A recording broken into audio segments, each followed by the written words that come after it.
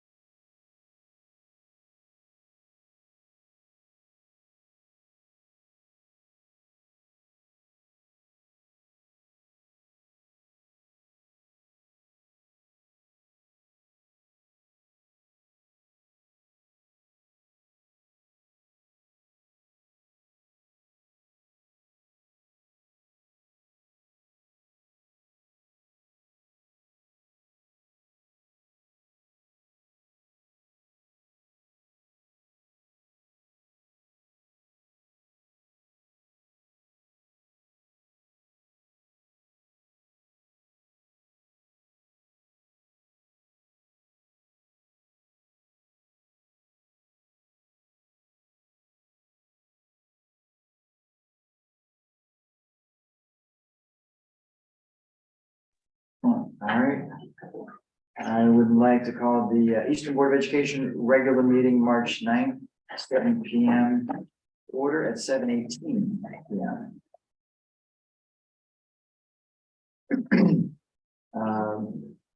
For a consent, for the approval of the minutes from the February 14, 2023 regular Eastern Board of Education meeting. Actually, like, I don't know.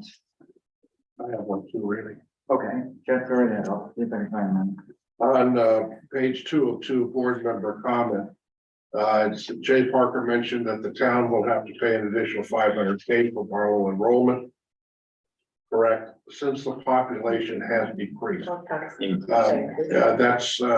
not the case, it's that the Easton population has decreased. I think that was one.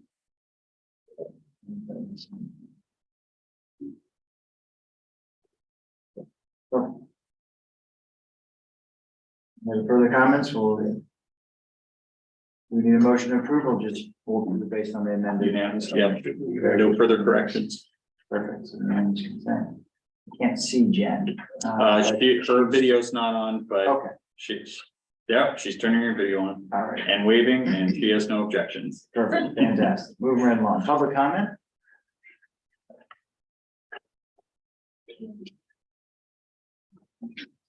Rock, paper, scissors? No one wants to be first. Hi, Name, your street, town, and sure. My name is Megan Moniz. I live on 84 Sport Hill Road. I am here today as a mother of an almost 4-year-old who's in the pre-K, currently enrolled in the pre-K Samuel Staples program. I wanted to just speak today to raise some concerns around the support the district is providing for the current pre-K program and for special needs students at large in our community. Very quick, because I don't want to take up too much of your time. My son was diagnosed with a pediatric brain tumor at the age of 2. He went through surgery, countless medical appointments, long physical recovery, but we are very blessed. He's in good shape now. This is difficult for me to talk about, but We were so excited to join the pre-K program at Samuel Staples, and our neurologist and neuro-oncology team at Boston Children's. We didn't know anything about special ed pre-K, so they were like, that's where you need to be. My son was kicked out of 2 preschool programs previously. I hope none of you know anything about pediatric brain tumors, but if you do, it's very common for those who make it through to have lingering neurological anomalies. So that presents as like ADHD, ODD, things that you're familiar with. It makes it very difficult for them to interact in a normal learning environment. So they need a very special program to accommodate for them. We had thought that this would be that program, and we enrolled. We had difficulties. We went for a PPT before the school year even began, but getting approved for services, even with recommendations of external experts, his doctors. It was a very arduous process. I understand that sometimes it can be, but more importantly, and the larger, more systemic issue is that we really are seeing that the program is not as well funded as we really believe that it should be. I think there's been a shift into particularly the behavioral space where we're using consultants. There's not an on-site a full-time BCBA in the school right now.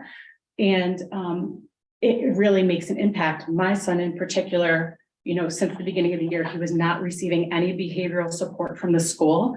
He needed OT services as well because he did not qualify, but even if he did, the school and program resource-wise is not equipped right now to provide those behavioral one-on-one services. So finally in February, we have now been approved for an IEP, which is wonderful, but we're essentially, we don't have a place in the program because they're not services that can actually support him. So I have to move him again. That's a story for another day. I just want to let this board know that when these kids don't have a place, there's really nowhere else for him to go. There are state-approved programs, which is wonderful, but not ones that are appropriate for his age because he's such a little guy. I'm so sorry, I'm not keeping it together. Okay, containing myself. So I'm gonna get through this. So my point to you is that I would really appreciate if you could take some consideration into the resources that are being provided. It's a matter of giving these kids the best experience possible, because when they don't, thank you, get the services that they need, it really has an impact on them from a lifelong learning perspective. And that's something that his doctors have said that, you know, when they get these early interventions, they see a 70 to 80% resolution of a lot of these behaviors and problems over a 2 to 3 year period. That's massive. You know, you're really looking at something tangible there. And so to not get them is really devastating for families. And to also say that, you know, it's a safety issue as well. And I'm heartbroken because every day I worry about him being in that class and hurting himself because of, you know, impulsivity, other things, or another child, and like the call that no parent really wants to get. So thank you for consideration. I'm sorry I wasn't able to be more composed through this, but just something for you to look at, and I'd really appreciate your consideration in the matter. Thank you. Thank you. Thank you.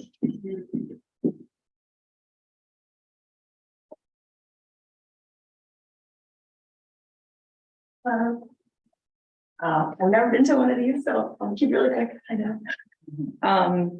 I similarly to Megan, my name is Marissa Strong. I live on Sport Hill Road also.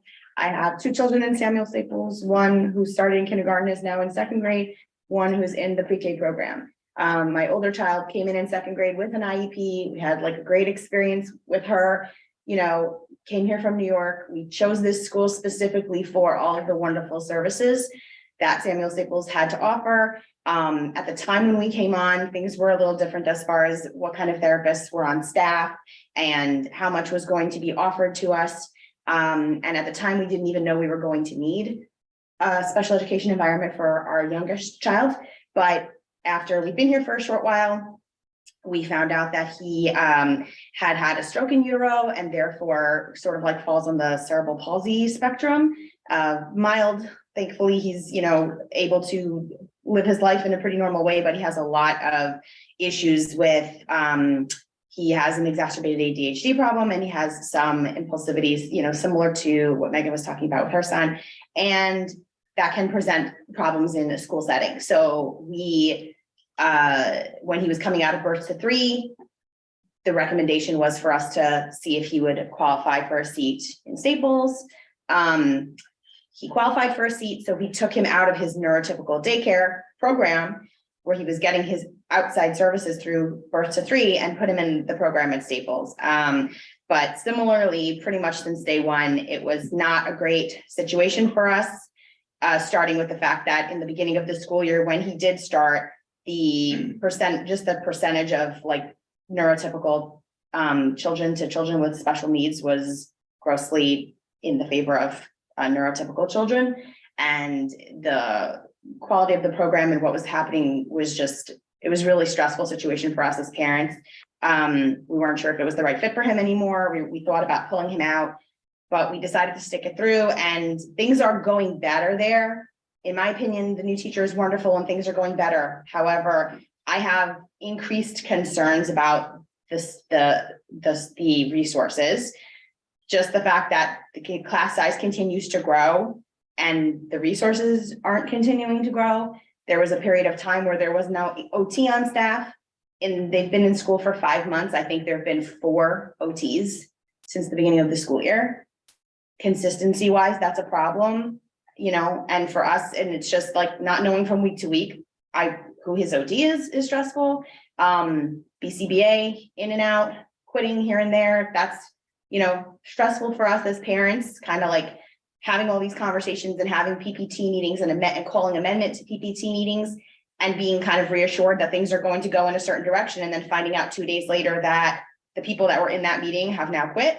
And it's a whole new group of people that now need to do a new evaluation. And the first one took 3 months to get done. And, as parents, that's really stressful. And I go back to the fact that we took him out of an environment where he was like happy and he had longer hours and it was better for us in a lot of ways. But we really thought that the right thing to do for him was to put him in this program.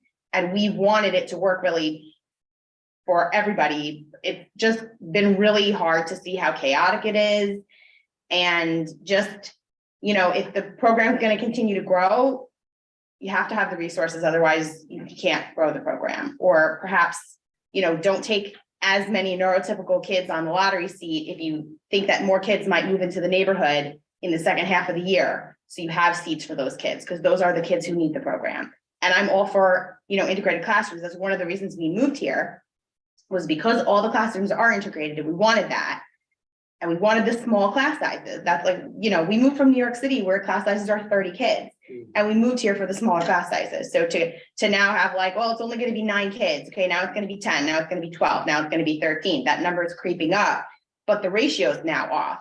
And the kids who really need the help, the kids who have special needs, are the ones who are getting, the brunt of the situation. So, I just wanted to speak to that and say that, I'm a huge fan of the school and the environment and the community, and we're happy to live here and we're glad we came here. But when things like this are happening, it makes it really tough and frustrating to be able to say that we're having a good experience. And like looking at sending him into 4s is a question. Like, are we going to send him there for 4s? And if not, where does he go?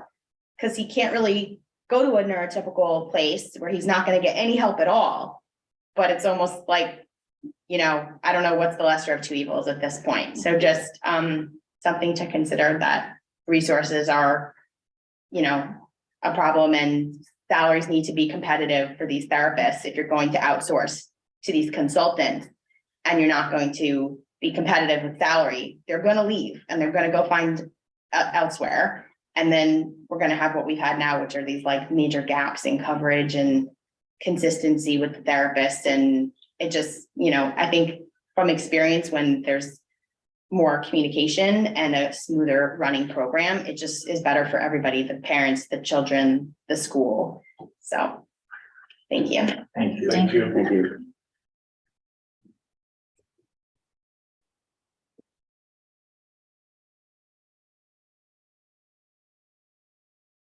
Good evening. I also have not been to a Board of Education meeting before. My name is Amanda Sanders. I live on Silver Hill Road.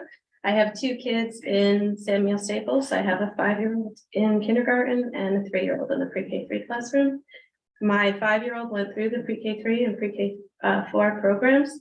He did receive birth to 3 services, but when he arrived at Samuel Staples, they did not qualify him for services. So he actually was entered into the pre-K3 program on a lottery, just by luck. So we've had the opportunity to see the program over the last 3 years because we have the 2 children and the 2 went through them. We are not new residents to Easton. We've lived in town for over 25 years. So we've seen the town grow tremendously in that 25 years. But when the town grows, and obviously our taxes grow with it, the services that the town offers also needs to grow. What we're noticing with our 3-year-old who's in the program this year is a night and day difference between the program that my 5-year-old was in 2 years ago. There was, availability of personnel, there was structure, and the classroom was positive for both the individuals who needed services and the students who were there on the lottery. In the classroom that we see today, there's not the resources, there's not the consistency. And so not only is the program detrimental to folks who need the services and aren't getting them, or aren't getting the consistency and stability with the services that they require, but it's also detrimental to the kids who are developing normally, if you will, because they're being exposed to an environment that's wild chaos. And, to situations where services aren't being provided. And so now nobody benefits. You don't have the benefit of the program or the benefit of the integration that the program was designed to do to show good behaviors, and help the children that need the services the most.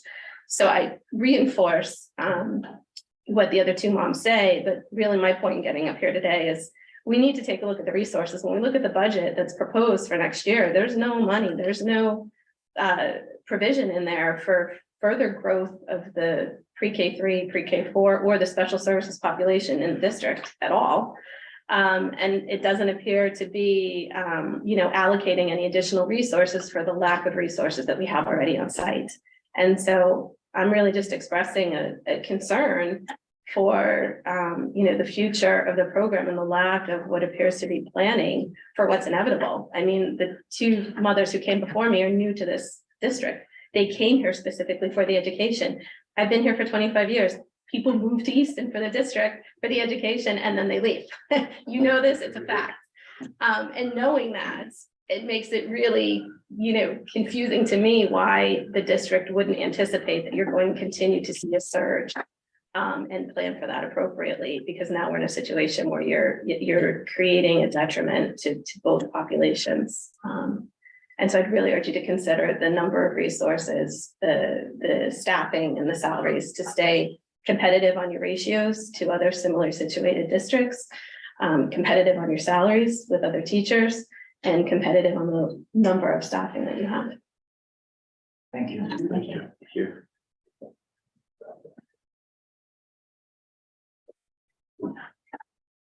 Any other public comment? Board member comment?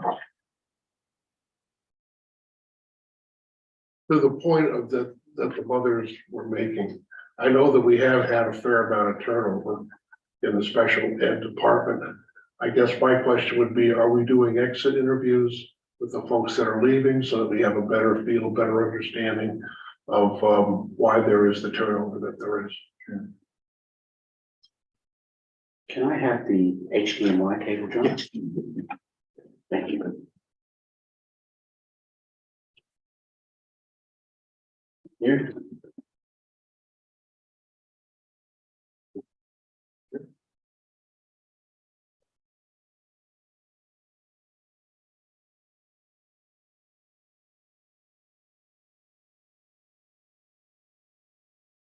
Could we be moving to add an agenda item? No, I think I can make some comments during admin reports. Okay.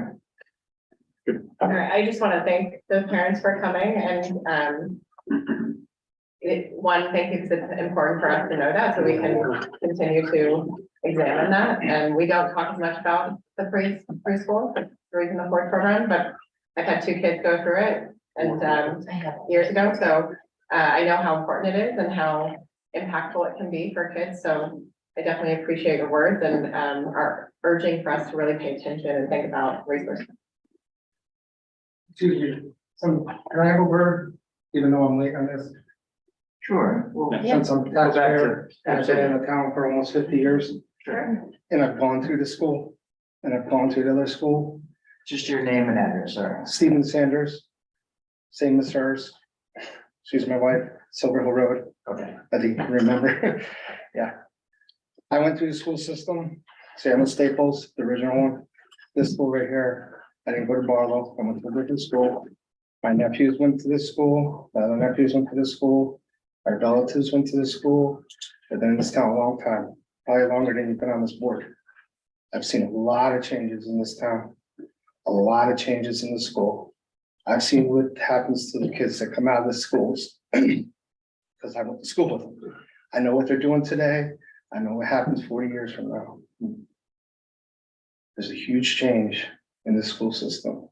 People come here. I came from New York. I came from here. I came from there to go to the school system. It is nothing like it was 30 years ago. I guarantee it. Like my wife said, people come to this town, come to the schools, they move out. I saw it 40 years ago, and it's going to continue to happen. But with this going on, it's not going to happen.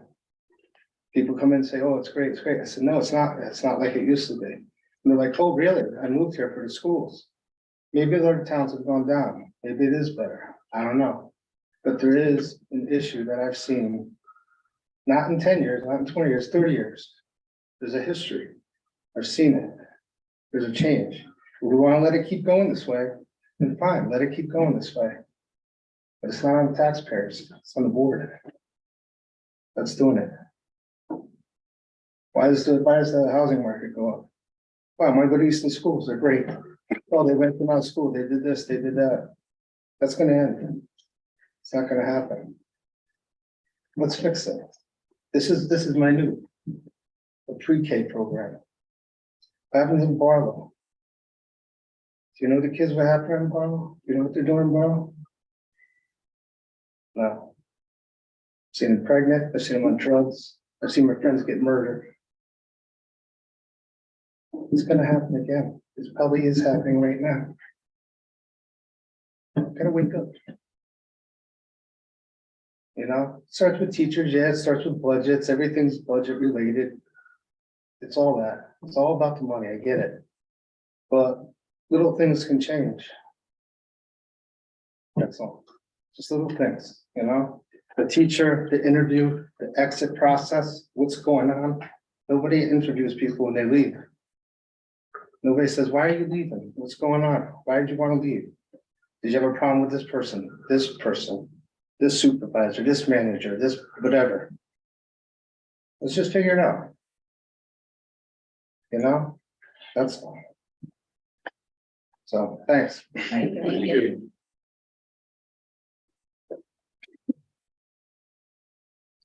All right, any other board member comments? Slide back to there.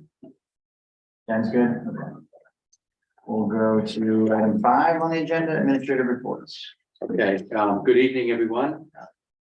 Good evening to our participants. Stephen, Amanda, Marissa, and Megan, thank you for speaking tonight about our pre-K program. I hadn't planned on addressing this tonight, but we have started a series of special education focus groups.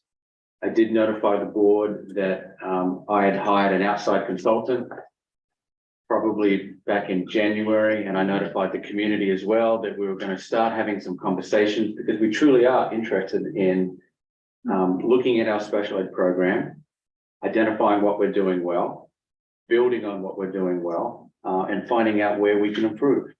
So I know you, I think Megan, you and I have talked, and we've emailed back and forth, and I can tell you the progress we've made to date.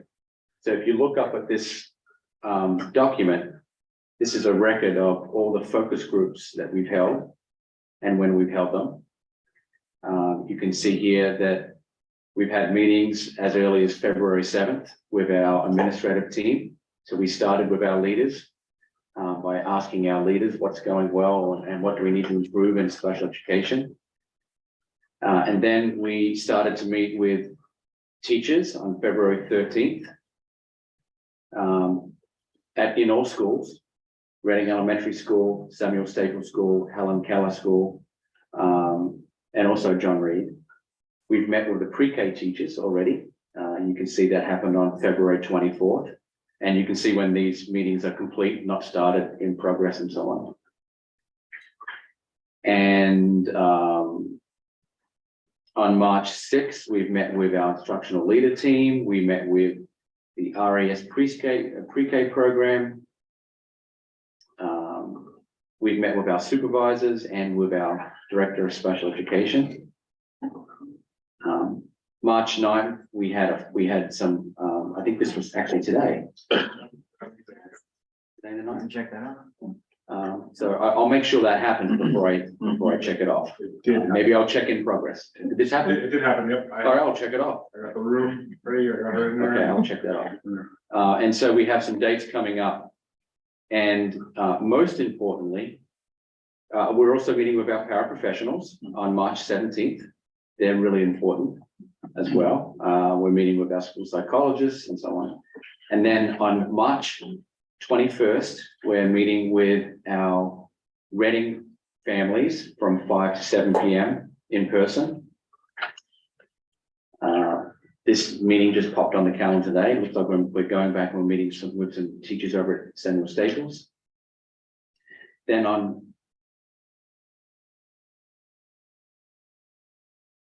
okay, someone must have added something here. But anyway, we're meeting with our Reading parents in person from 5 to 7 p.m. I think on the 21st, and then we're meeting with our Easton parents on the 28th. And we also have 2 Zoom sessions for families who can't come and meet in the evening. The objective is to meet with all of our stakeholders, to ask what we're doing well, where do we need to improve, and to come up with both a short-term and a long-term plan. And we're going to put all this information together. And I'm going to work with our consultants and work with our teachers and leaders and identify kind of a pathway moving forward. I think we've all been impressed by your ability to see something on the horizon and move to action and start to get a plan together, a strategic objective. That this sounds like a really good start because you're involving the right stakeholders and sort of hearing straight from the source. Are you all ready, or do you plan to in the future start doing the exit interviews and making sure that we're hearing from people who are disengaged as professionals and leaving the program? Well, in some cases, we do know why people have left. Okay. And but we could do that as well. We could do kind of an autopsy and go back and we could add that group to the list. But generally, we know why people have left. And sometimes they leave to seek additional compensation. Sometimes they leave because they want to move closer to home. And so we generally know, for the most part, for a different experience, for a leadership experience and so on. But if we don't know the answer to all of those questions, we can certainly dig a little deeper. So thank you very much for sharing your concerns. And I think it is important to kind of engage the community because it's such an important area. Well, that was my administrative report. Do you have any other questions about that from me? I had a quick question. Yeah. I'm not clear on what precipitated the process, or was there a building interest in looking at this? Was there an event? Was there just something that sort of kicked off sort of the more?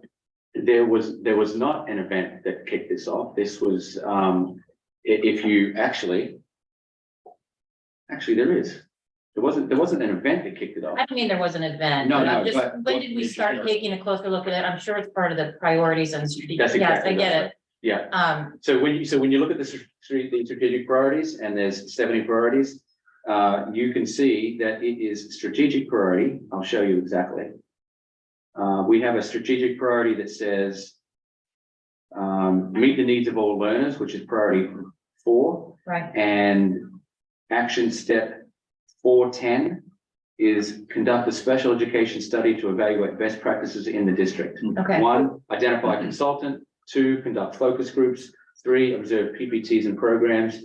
4, analyze raw data. 5, conduct program evaluations. And 6, recommend next steps. So I wrote this as when I wrote the rest of the strategic priorities back in the fall. So just to add to that, in the spring of 2020, we had planned to invite a group of leaders from the tri-state area as part of the tri-state consortium to do a K through 12 review of our SRBI process, including special education. We reorganized special education in Easton Reading a handful of years ago, and it was always the plan to take a look at what's working well and what needs improvement.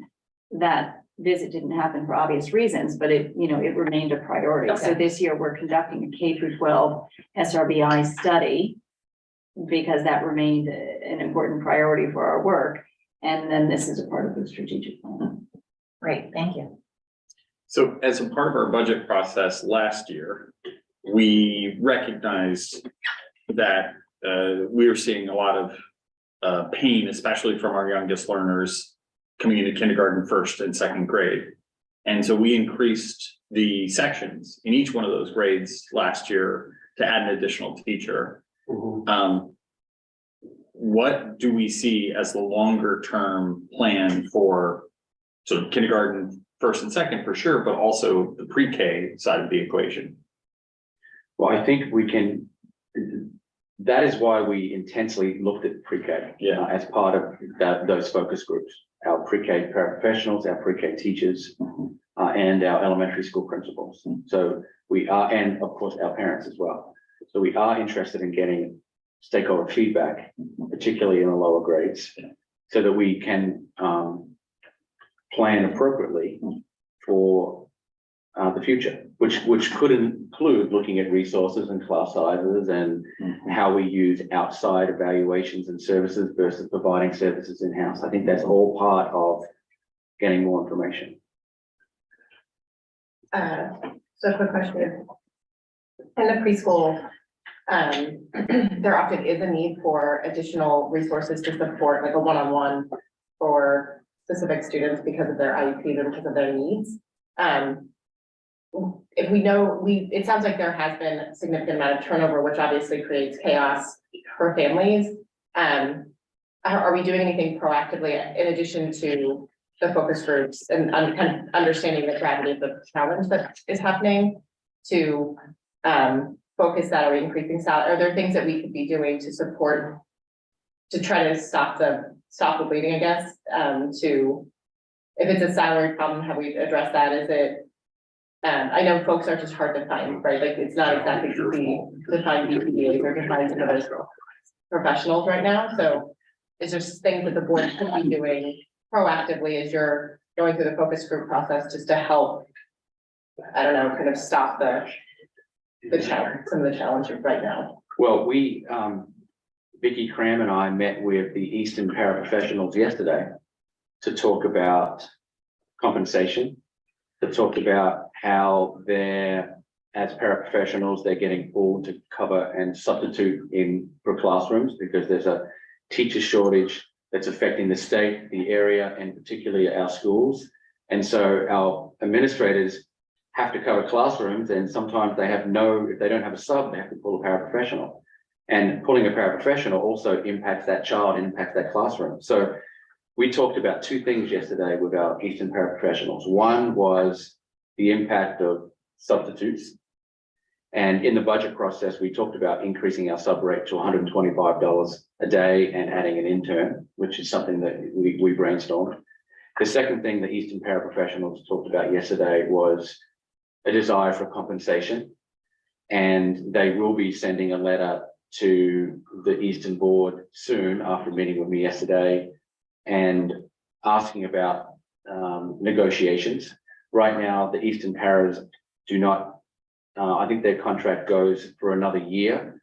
And so typically you negotiate a contract every 3 years. And so there's a natural flow when you do that. It would have to be up to the board whether they wanted to reopen the contract a year earlier in Region 9, we just so happen to be opening a contract right now. And, On the normal cadence or year? on the normal cadence, yeah. Who do we have up? We usually go sort of administrators, teachers, paras. Somebody's up right now. Who are we supposed to be talking to this year? Custodian. Teachers this year? Custodians. Custodian. Yeah. Okay. I honestly, I need a Yeah. Gantt chart just to kind of Yeah. work that out, but we've got this, Yeah. Are we doing Eastern teachers coming up? You're Summer. doing both. That is- I know I'm doing That sounds Region right. 9 teachers. That sounds right. That's You're doing a year from, Two. a year from, next year at this time, Yes. we'll be doing the teachers. Right. And I'd have to check. the next year is the administrator. Okay. Yeah. So, one of the things that's going to impact that is the minimum wage is increasing to $15 an hour starting June 1st. Right. And so, well, these are all negotiation Right. questions, so obviously you can't. Yeah. So they're gonna send you something and you talk about it. Commissioner. Any other questions? Are we going to, will there be additional administrative? Yes, reports? just Okay. just a couple of brief updates from our two elementary principals. Kim, would you like to go first? Well, has there been a change? Twice the job came on. Right, apparently. Hello. I too would like to thank the parents for speaking today. I certainly know that it was heartfelt, and I know that it has been very painful, and your struggle is very real. We do appreciate your partnership, and thank you for the respectful way that you communicated the needs of the program at large. So I saw the Easton Board of Ed budget, and when it said the ELF donation, I selfishly thought we were talking about my school. So the first thing I wanted to share with you, which I've since learned is not about my school. The second grade team applied for an ELF donation, and they learned today that they were granted the ELF donation. But the funding amount is $1,200, which exceeds the permissions of the principal, would fall in. I approve. They have a wonderful, wonderful project planned with the Eli Whitney Museum in New Haven, where they have these kits where the students will be making pinball machines. It's just wonderful. And third grade goes on a trip to Eli Whitney Museum in the fall, so it just worked out beautifully. So I thank you for approving the I $1,200 don't even need a motion. donation. Don't we have to approve that? No, No? Good. it's under, yeah. What's the board level? More? I think the board level. More, it's more than 1,200. Great. Wonderful. Good. Is Mr. Brownstein joining that? Mr. Brownstein's busy doing lunch duty. To the point that was made earlier, we don't have people Yeah. taking some of these jobs. Yeah. The cafeteria position has been open for, since probably the 1st of November. We're short to recess age, which has been the case since the beginning of the year. We have teachers who sign up, for recess duty, but when doing so, they miss their common planning time. We have teachers who sign up for lunch on some days, they get paid for doing lunch duty. But there are topics or events that are going on that they can't sometimes make it to lunch duty. So Mr. Brownstein and I have been covering a lot of the lunches along with recesses over the course of the year, which is the big chunk of the middle of the day. So it is a legitimate problem. People just aren't taking the jobs. So I wanted to share some really wonderful things. I think last month, for some reason, we didn't give a principal's report. So my list has grown.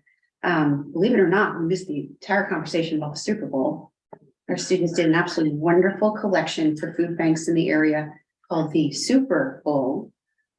And there was so much food. We had 3 boxes with the Kansas City Chiefs and 3 boxes for Philadelphia Eagles.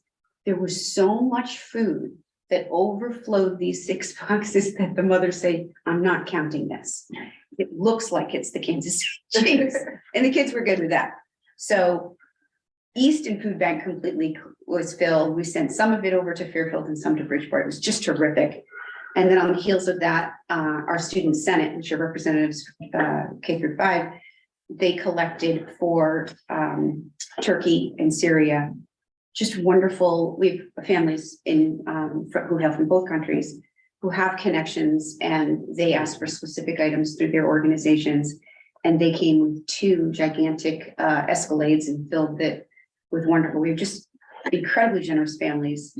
And each time the staff sort of looks at these incredible collections, you realize just how the good fortune that we have working in a community like this and working alongside these wonderful parents.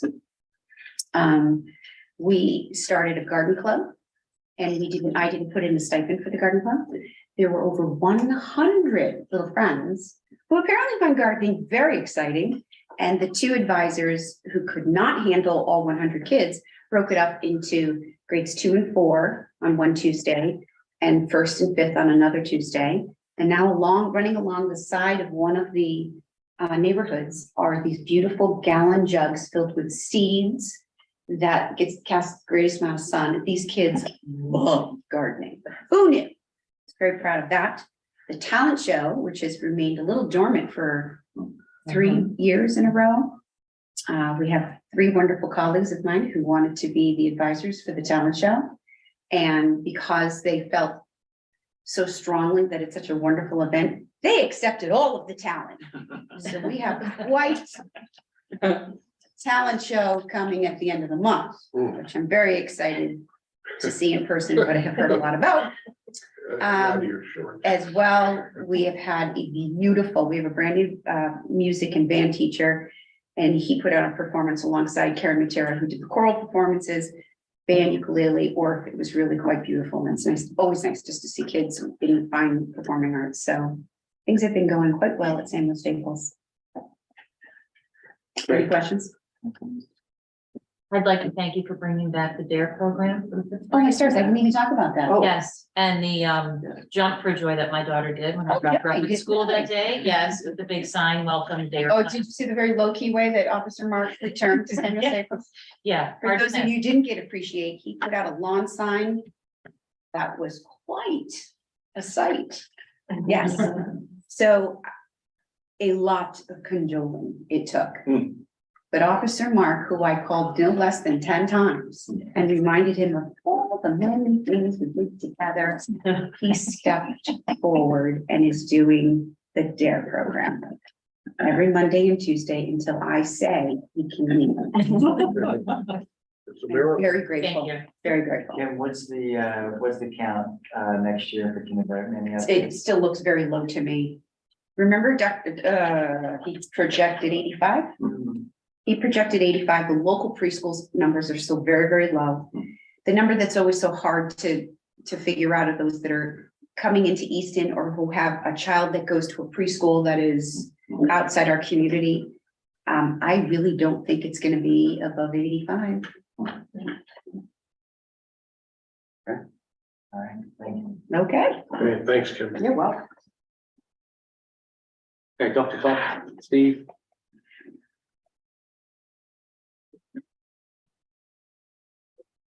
Good evening, everyone. Nice to see you all. Try to be brief. And go over a few highlights. Since the last time I was here, I think we've hired our 8th grade math teacher. If you've been following the newsletters and other postings, I'm sure you know about that, but just officially want to welcome Rich Crawford to the team.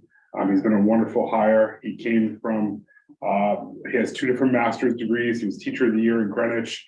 He moved over to become an administrator. Didn't find that quite as fulfilling as teaching. He did that for 5 years and wanted to come back into this community specifically to work.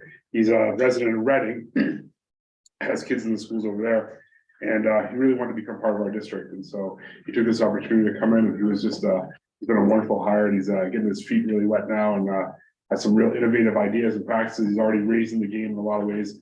He's going to be a great asset to our program. And he's been a lot of fun. He's jumping into everything right away. So he's been a great fit. It's been wonderful. Last week we had the school musical 13. It was outstanding. If you need, it was just bringing such joy. There was over 40 kids who participated in this. So it's over 10%, 15% of our population were involved. It was 25 different stage actors, and there were 15 different kids who were behind the scenes, running the lights, doing the sets, creating all the sets. So it's a really, we call it the most involved team sport. It's an ultimate team sport because it needs all those parts working together. And it was just a wonderful celebration of everything, middle school. It was great. This week, you'll see in my newsletter tomorrow, we did some learning walks with our team leaders. This is kind of part of the school improvement plan, the SIP and the DIP, that we would do a lot of learning walks this year. We'll be looking for those high impact instructional strategies. And we've gone on a few of these this year. This is the first one we've done with the team leaders as a group. We've had some administrator walkthroughs. Every time we do these, we seem to get a little bit better. We're being more efficient in the process, but also we're seeing a lot of those high impact instructional strategies that Dr. McKinnon laid out for us at the beginning of the year. More every week, every time we do this, we're getting more and more. We're seeing that more and more in the classrooms. So it's wonderful to see the implementation of those. And not only that, and that's great. The data is really good. I'm proud of that. But I'm almost more proud of the fact that the teachers get to see how good their peers are at their job. So when we walk around, they're saying things like, "Oh, that's a great idea." And when we debrief at the end, like, "I had no idea they did this," or seeing my kids in that setting gives me a whole new light on a way I can tap into them as a math student. So those kind of conversations afterwards, that leads to that kind of collective teacher efficacy, which is that huge effect size, like a 1.57, right? So when we see that, when we see teachers can all of a sudden look to the person down the hall, "Hey, I'm having trouble getting the kids started right away. I saw that what you're doing over there. Let's try what you're doing over there." And when you see that kind of spreading around, it really does lead to a whole bunch of great things. So I'm really excited about that. And you'll see some comments from me in the newsletter tomorrow. We have our first after school dance social tomorrow. Hawaiian theme. It's very exciting. We're all very excited about that. Break out your grass skirt, Jeff, and Well, yeah, being a grass skirt, yeah. and your lace. So we're gonna have that. It's gonna be the first kind of like after school dance we've had since pre-pandemic. So Great. hopefully we'll run out of these firsts after a while, but it seems like we're getting to the end now. So we're very excited about that. And we have interviewed 11 different subs. Annie and I have interviewed 11 different subs this year, and we're getting a few of them. One day we had 6 actual subs in the building, which was like unbelievable.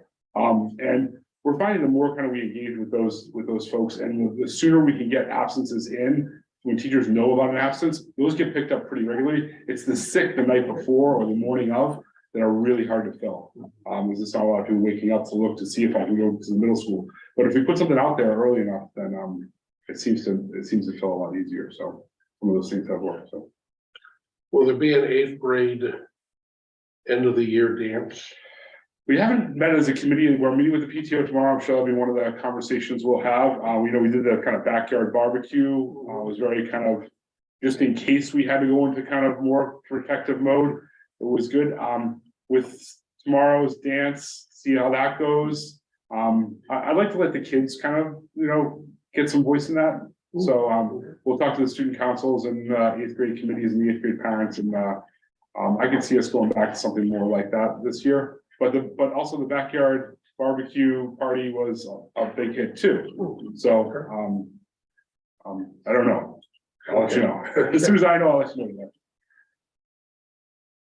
Okay, All any right. question? Yes. And this maybe is also for Kim or maybe for Stephanie. Do we know about the summer programming yet? Yes, it is a go at Samuel Staples. We unfortunately did not have anyone willing to lead the work here at Helen Keller. We had somebody for a little bit, but he had some personal stuff and had to drop out and then kind of lost momentum. So not this year, unfortunately. Thank you. All right, thank you. Okay, thank you. And last but not least, Ms. Grafani has an update on the finances. Unfortunately, we don't have all the data on health insurance as of today, but maybe you have some information on it. But preliminarily, our draft of that looks like we remain headed in a very good direction. We'll have some final numbers that I can share with you next week so that you can take a look at that. We also have, as you know, we've worked on the budget. We'll be working on meeting with facilities and our capital planning to do a walkthrough later on at the end of this month, I believe on the 31st. And then we will also be working on the presentation for the Board of Finance and answering some of the questions that they have. So that's where we are. Are you making any projections at this point in terms of what our unexpended balance will be? So one of the things that you'll notice in this report is that, as I mentioned to you earlier, that the encumbrances were not correctly displaying Right. on this particular report. At the end of the next payroll cycle, all of the encumbrances will be fixed. So, okay. And so then I will have a much better picture for you about, then this report will become more valuable. Because I was thinking that we have a math expenditure coming up. And if we could pay for it out of this year's money, then we'd be way ahead of the curve. Absolutely, yes. 145. Yeah. Mhm. Okay. Sarah, do you have visibility into turnover breakage across Easton, San Luis Lake, or is that, I know. I do. Can, do you have a sense of year over year? In the last 2 or 3 years, it's been abnormal. So there's, whether we're returning to pre-2020 levels or, you know, what's going on. And we know that there's still issues with substitutes. We know there's issues with a lot of different areas. Your certified staff is fully staffed. You do have some vacancies in instructional paras and BCBAs. I believe that the last time I checked with HR, the vacation of certified staff, I can check again with Vicky. But those are positions that are more difficult. They're just more difficult to fill. Those recess aides, the paras, all of those positions are hard to fill.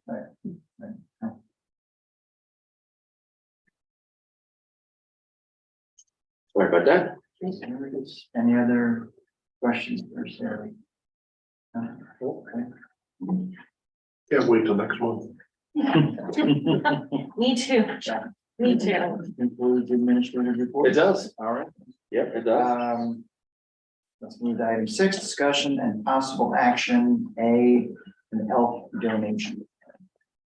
Okay, well, we're pleased to receive this check from the Easton Learning Foundation in the amount of $10,000 for Helen Keller Middle School to continue funding their efforts in the cafeteria with the furniture, the interactive furniture. So take a look at that, Randy. You think that looks good? It is $10,000. All right. Dr. Clapp, would you like to?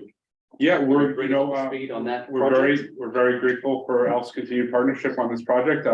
We knew when they gave us the original seed, 20,000 to get started, we got about 1/3 of the cafeteria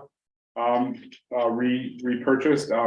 We're looking at a few more booths with that 10,000. The prices are going up. We are also looking at a state grant. We're hoping Mrs. Scrapani is going to help me with the state grant, maybe that can help us get some more pieces in. So we're kind of chipping away. The prices though are going up like rapidly. So we're trying to lock in some prices right now for that 10,000, and then have try to lock in some prices for any other grants that we could get out right now will be great. They're also, ELF is generously going to earmark the golf tournament this year, the funds to go right to that. So that's, We are gonna do that again. I hope so. I hope so too. and the PTO is talking about, the PTO is also being very helpful. That's right now, okay, Val? That's right. What's the foursome? Is there a foursome right there? Sounds like Get a quorum if you build a foursome. Yeah, that's right. You can't be in the same. place, yeah. Oh, you can't be in the same golf cart? I mean, we can ask the state. But we're very helpful, very grateful. And then PTO is also now kind of moved from their fundraisers to helping us with this as well. So I'll make sure the PTO gets their recognition. But I'd love for the board to recognize. Thank you. We will talk. Thank I have a you. motion. Yeah. Right, sorry. You're gonna go ahead. Motion to approve the donation, the generous donation from our benefactors at the Easton Learning Foundation in the amount of $10,000. Second, Thank you, Jeff. Thank you, John. Any other, no, go for a vote. All in favor? All in favor? Jen is on camera and says aye. All right, unanimous, thank you, that Thank you. Well, you like it? Board committee reports. Well, we did just have a social study, or did have a curriculum committee, meeting. That most of you are here for. Does it make sense to revisit a process that we started back in October, November to, I think so.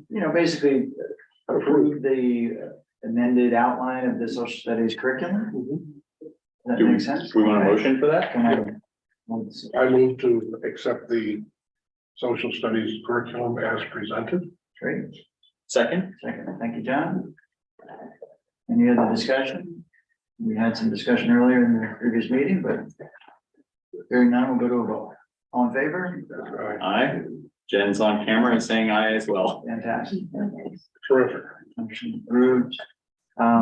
Any other committee reports? John, policy? Nothing for policy. We've not met in a while for policy. The minor update there is that the Region 9 Policy Board, they sort of split their work. We were in concert working together and then they kind of went down a rabbit hole. And they've been pretty far down the rabbit hole. They've been spending a lot of time with the attorneys and sort of drilling in. And Okay, I think Reading and Easton had said, just let us know when you're ready. right. And, Up for air and we'll let And you know. it is, when you guys are ready to re-engage, we're happy to do so. And Sarah referenced that the facilities committee will be doing a second tour through the schools on 31st. From 9 AM, yeah. At 9 AM, and we'll move this process Do along. we have a to- time set? I thought we. I did not set a time. Oh, you didn't. Okay. Oh, I thought I saw. I thought I saw 9, but that may be. You can go at 9. Oh, no. I'll float out an email. We have the day. We know it's the day. We know it's that We know day. it's that day. Yeah. That morning. Okay, well, at whatever time it is, we'll Yeah. We'll be be there. there in At the force. appropriate time. we'll Look forward to getting this, getting these buildings back to where they should be. Yeah. And then I would ask, I think I'm still the negotiating committee, both in terms of the negotiating for Easton when we're talking about the contracts. If Vicky or anyone from central office can let us know where we at on the schedule and just make sure that we're, planning ahead of time and getting those meetings calendared. And then in terms of the negotiating committee for the joint negotiating committee, we will need to talk about contracts and make sure that we're getting that calendared before we get too far along. Right. Yes. So raising that here, but I'll also work in the back to make sure those things are happening. Yep. Very good. Food service, smooth sailing through the end of the year. Food service, yes, the state has come back and said that they're gonna underwrite the program for the balance of the year. And, I believe that it starts on March 1st. March 1st. When we kicked it back. So, No, nothing else to do but enjoy the ride. Perfect. All right. Unless there's other business, I'll ask for a motion to adjourn. So moved. Second. Adjourned at 8:14. Thank you, gang. Thank you. Bye, Jen.